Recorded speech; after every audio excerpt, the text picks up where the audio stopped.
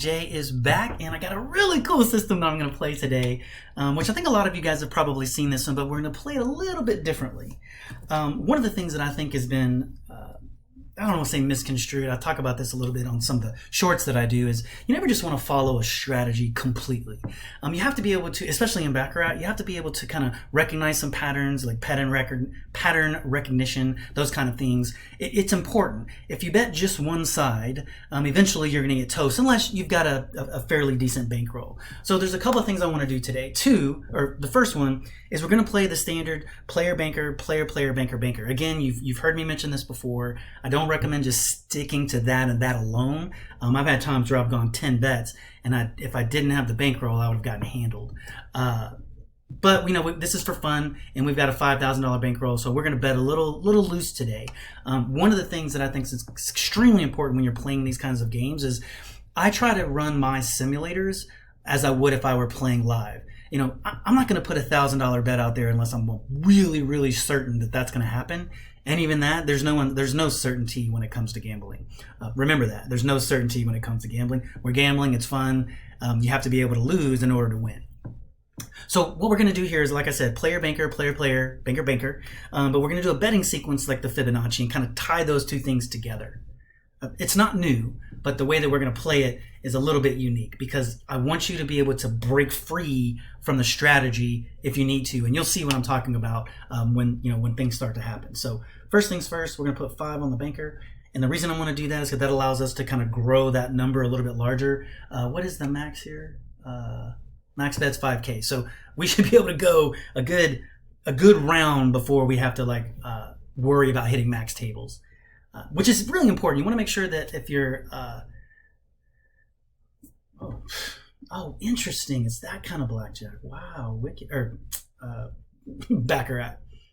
Okay, so the player won that one. Right. Okay, so now we're moving to so the player won that one. So I always start with banker. I know I just said player banker, banker banker, but statistically the banker's usually going to win not right away, but they're statistically going to win more than the player. So in that particular example, I went banker and I lost. That's okay. I'm going to follow the sequence now like I just said I was going to. Player banker, and let's see what happens. But we're betting the Fibonacci sequence. All right, so deal. Wicked. I didn't realize I had to click the buttons. Flip a card. I wish you could auto that. Player wins. Okay, so there we go. Fun, and we're going to stay at it. Stay on 5. Actually, can I do auto deal? Let's do settings. Animations, table color, chip size, background music. Nope, I guess not. History. Huh. Okay, whatever. Deal, baby. Let's play some Baccarat. Okay, come on, show me what you got. Show me. Oh, that's interesting. So whichever one you bet on, that's when they show you that they make you flip the card. Interesting. Banker wins on that one. Okay, so now we're moving to banker, and we are going up one unit. The sequence is 1-1. Hold on, let's get. God, I don't know if I like that or if I don't like that. Come on, 5. Oh, natural 9, baby. Let's go. Let's go. So we're at $4.50. So in this example, you go back to the player. And that's what we're going to do. Let's see what we got here. 2. Banker wins on that one. All right. So now we go 2 on banker. And I know that looks like I'm doubling up, which technically I am, but we're not doing the martindale where we're doubling each bet. It's just the sequence of nice. There we go. Nice. Keeping it going. So we're back to player. A lot of people will just say if you're going to play this, go ahead and double up each time. Man, like I said, I'm not a big fan of doubling up because you can get hosed on it. What we got here? Oh. Banker wins. Okay, now we move to banker. So we've only gone through the cycle of player banker. We really haven't moved off that. We're gonna do 2. Let's see what we got here. Come on, 5. Nice, natural 9. That's good, baby. So the strategy works, as you can see, but again, you got to pay attention. Sometimes the strategy will not work. So let's look at this real quick. So 1, 2, 3, 4, 5, 6. So we've had 6 bankers in a row. And technically, now we move back to players. So here's what I'm going to do. When I see something this large, and I'm breaking sequence here, but this is important. When you see something this long, a lot of people will tell you, no way, man, don't bet against and stay on banker. That's the way you should stay on banker.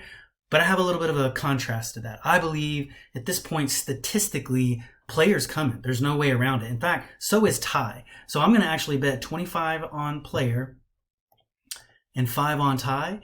And what I'm going to do from this point is I'm going to martindale each one, or I'm going to use a Fibonacci cycle, rather, until I win, because player's coming up. Guarantee it. Or a tie.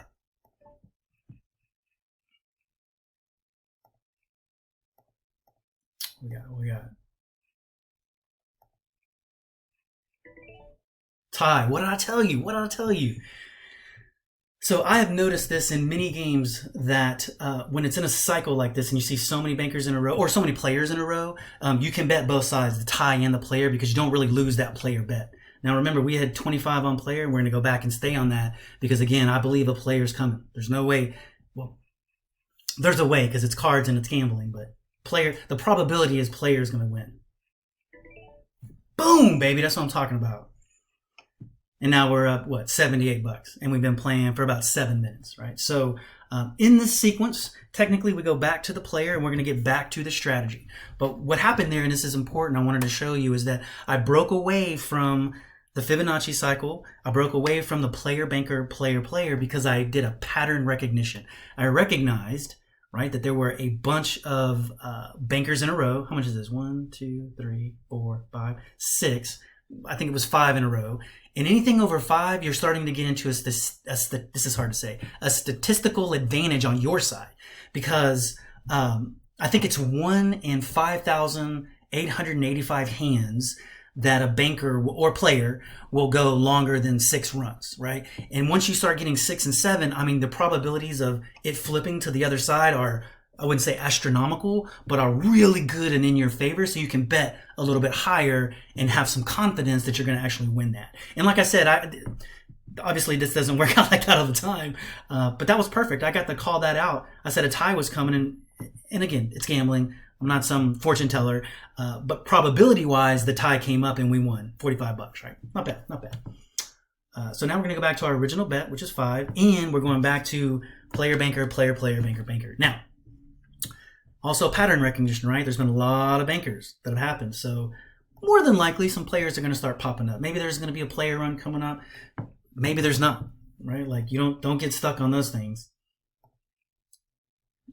There we go, banker 1. All right, so we're going to go back to banker. And we're going to do 10. Technically, you're supposed to do 1, but we're going to flip it. What we got? Come on. Oh. Player wins. Okay. Back to player. So now we got a little bit of a sequence here, right? We've got player, banker, player. Now I believe, and again, I'm breaking the sequence again, right? So technically, if you're playing the player, banker, player, player methodology, you should go back to player. However, in this particular example, I'm going to go to banker. And the reason I'm going to go to banker is because I believe, may not happen, that it's going to go player, banker, player, banker. Let's see what happens.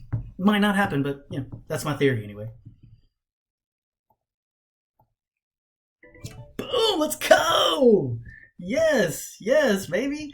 Again, pattern recognition doesn't always work like that. Sometimes you're going to get hammered, but that's technically, I think, a fairly good strategy if you pay attention. Don't be so rigid. Don't just get stuck on, I've got to do player, I've got to do banker. Player, banker, player, player, banker, banker. If you notice something that's happening, play it, man. Just play it out until it stops working, right? So I'm going back to banker because, again, I believe player, banker, player, banker, player. Boop. I didn't like this to start with, but now I'm kind of getting in there. Kind of like the flipping of the card. Banker wins. Okay. So, important, the cycle's been broken, right? So now we're getting off of that whole player, banker strategy, and we're going to get back to, player.